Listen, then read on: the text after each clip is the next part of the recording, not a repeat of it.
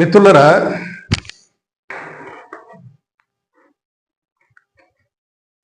భారతదేశంలో ఈ బ్రాహ్మణ వ్యవస్థ అంటే 11 శతాబ్దాల నుంచి కనిపిస్తుంది. వీళ్ళు 7-8 శతాబ్దాల్లో అక్కడ పర్షియన్ దేశంలో తరిమేశారా, లేకుంటే అక్కడ ఖురాన్ బలపడబొద్ది అక్కడ ఉన్న వాళ్ళని చాలామందిని పంపడం వల్ల ఇక్కడికి మన దేశానికి వలస వచ్చారు.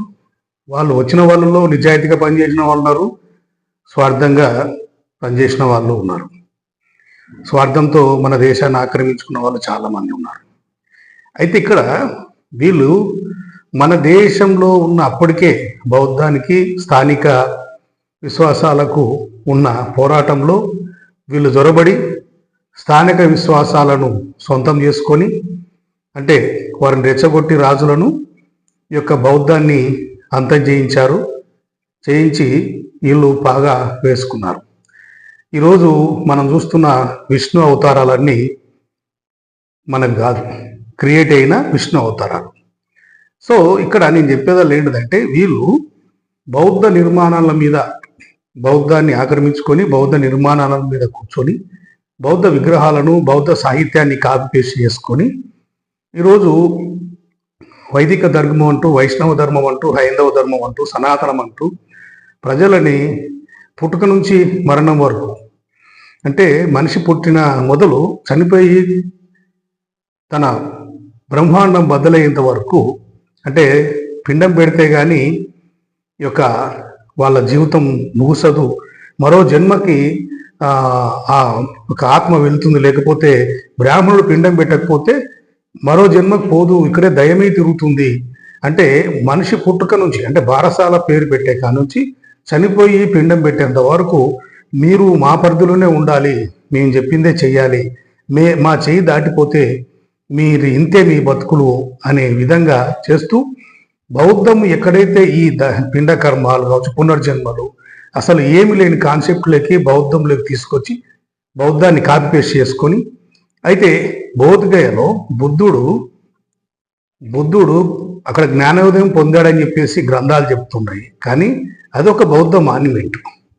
ఆయన జ్ఞానోదయం పొందాడా, బోధి చెట్టు కింద జ్ఞానోదయం పొందాడా లేదా అనేది చాలా ఉండే బౌద్ధ గ్రంథాల్లో కూడా చాలా వక్రీకరణలు జరిగాయి. అయితే ఇక్కడ విషయం ఏంటంటే, బౌద్ధము విదేశాలు 15 దేశాల పైనే బౌద్ధ దేశాలు బోధగయని పవిత్ర ఒక మందిరంగా చూస్తారు.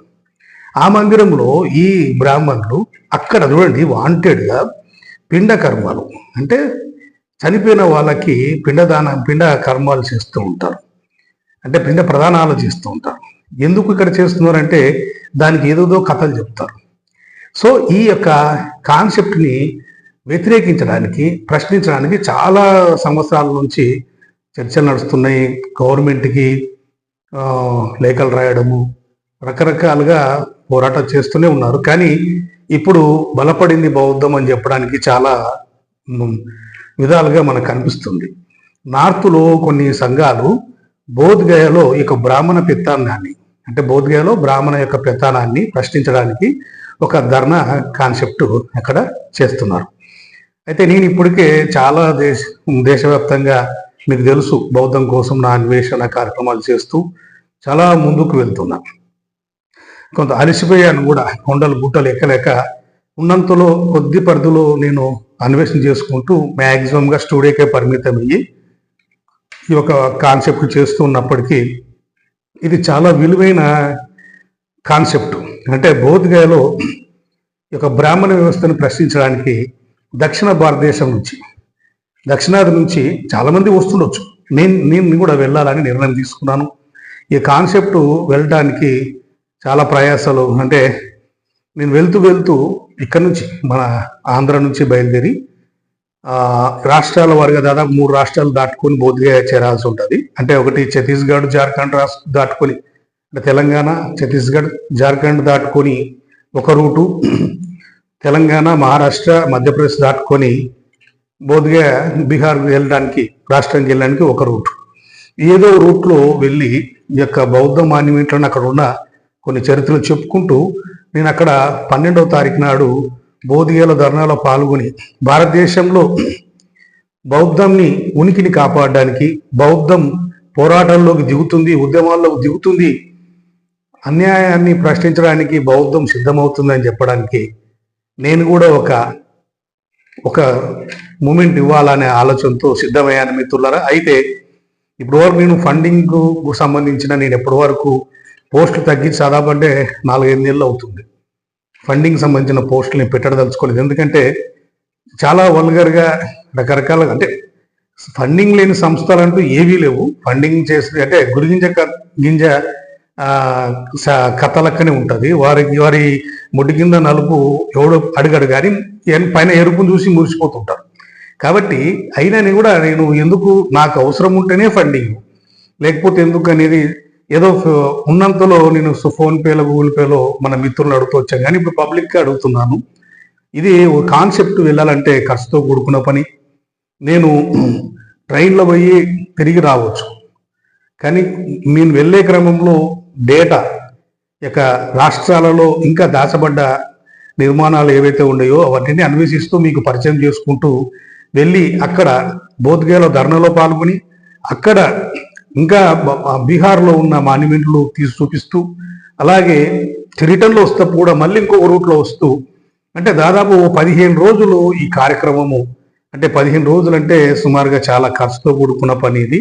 ఎందుకంటే రాత్రిలో అయితే నిద్రపోవాలి, ఎక్కడో చోట ఆల్ట్ తీసుకోవాలి, రోజు బండికి పెట్రోల్ ఖర్చులు ఉంటాయి, భోజనాల ఖర్చులు ఉంటాయి, ఇవన్నీ ఉంటాయి. కాబట్టి ఇది అన్వేషణ కొనసాగాలంటే ఇంకా నా ఛానల్లో మానిటైజేషన్ అయ్యి కూడా $100 దాటలేని పరిస్థితి.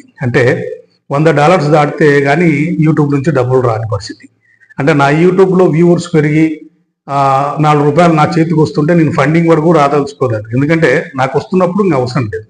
సో మిత్రులరా, ఈ బోధ్గయ కాన్సెప్ట్కి నేను వెళ్ళాలా లేదా అనేది నిర్ణయించుకోవడానికి ఈ వీడియో చేస్తున్నాను.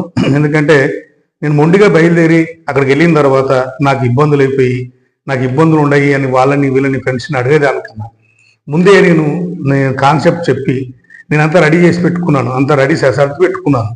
అయితే మీరందరూ ఈ బౌద్ధం బతకాలి, బౌద్ధం యొక్క పోరాటాలు ఇంతవరకు బౌద్ధము చెప్పడం వేరు, పోరాటాలు వేరు. ప్రజలలో పోరాట పటిమ, ఒక ప్రశ్నించే తత్వం మొదలైతే ఇక ఉద్యమాలు ఊపందుకుంటాయి. ఇక్కడ ఏదో ఒకదాని మీద ఒకటి పోటీగా ఒక న్యాయబద్ధమైన పోరాటం. బౌద్ధముకి వ్యతిరేకంగా బౌద్ధ మందిరాలలో ఆక్రమణ చేసింది కాక మళ్ళీ బౌద్ధ ప్లేసులలో ఈ పిండ పిండ ప్రదానాలు చేయడం ఏంటిది? ఇది తప్పు కదా. ఇది ఏ హిందువులైనా కూడా దీన్ని తప్పేం చెప్తారు. ఎందుకంటే బుద్ధుడు చెప్పింది, బుద్ధుడు ఎక్కడ పోయినా ఎవరైనా బుద్ధుడు దేవుడు లేడు, పునర్జన్మలు లేవు అని చెప్పాడు బుద్ధుడు అని చెప్పేసి ఎవరినడిగే చెప్తారు. కానీ అలాంటి బౌద్ధ మందిరంలో ఇలా చేయడం కరెక్ట్ కాదు కదా. మరి దీని విషయమై పోరాటానికి నేను సిద్ధమవుతున్నాను. మీ అందరు సపోర్ట్. ఇప్పటి వరకు నేను అన్వేషించినాను చాలా ప్రదేశాలు, ఒక శ్రీలంక తప్పనిచ్చి దాదాపు అంతటా తిరిగాను.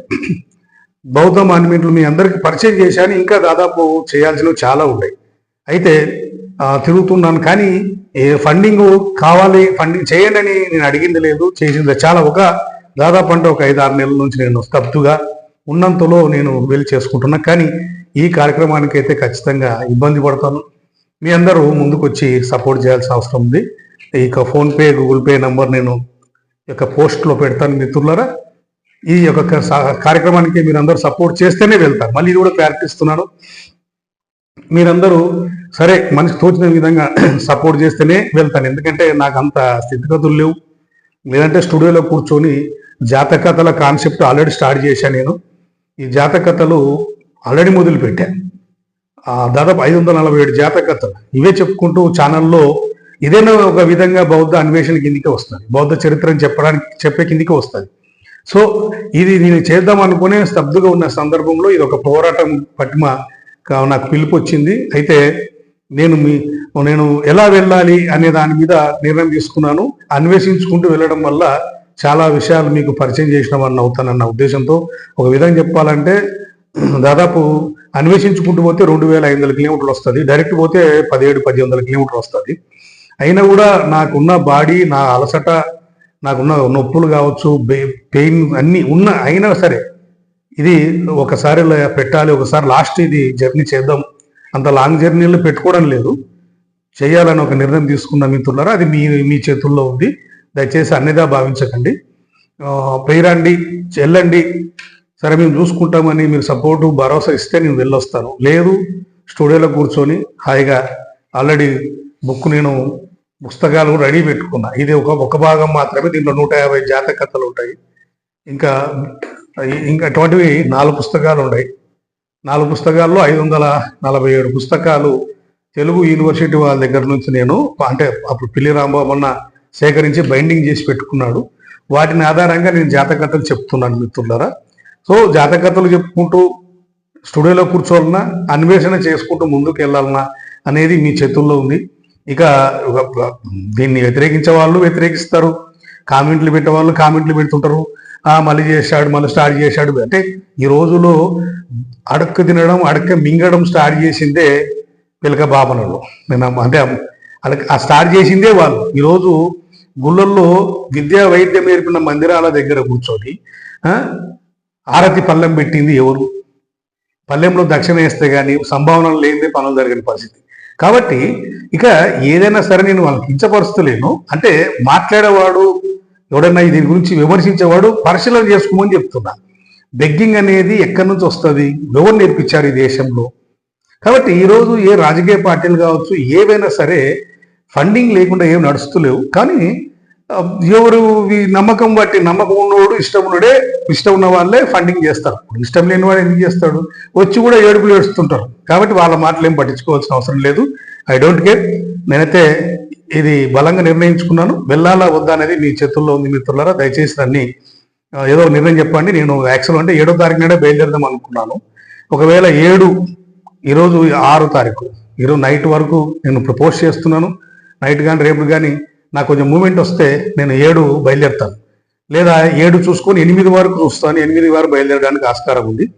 ఇక 7-8 రిజల్ట్ రాకపోతే నేను స్టూడియోకి పరిమితం అవుతాను మిత్రులారా. బౌద్ధం కోసం అన్వేషణ ఏ విధంగానే చేయొచ్చు. జాతకథలు చెప్పినా ఉంటుంది, అన్వేషించాలి. చేసిన కాదు చేశాను, ఇంకా చేయాలని నేను నాకుంది, ఆలోచన ఉంది. మీరు సపోర్ట్ చేస్తే ముందుకెళ్తాను. థ్యాంక్ యూ మిత్రులారా. నమో బుధాయ్.